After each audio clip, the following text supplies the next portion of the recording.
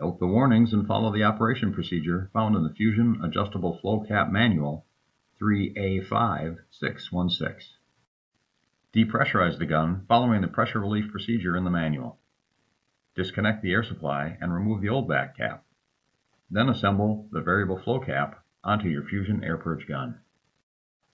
Note, the new variable flow kit has 3 position settings: off, indicated as a 0, full flow, indicated by 2 dashes, and variable flow, indicated by a single dash. Also note the new variable flow adjustment knob.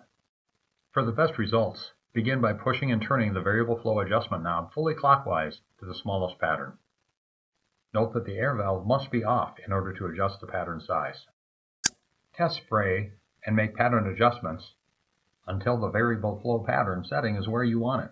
Some operators use a variable flow setting that creates a jetting pattern to reach tight spaces.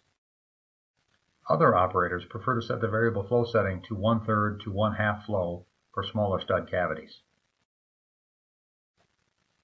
Note that the operator can switch from full flow to variable flow without shutting off the air supply. The adjustability of the variable flow settings allows the operator to select the best pattern for their application.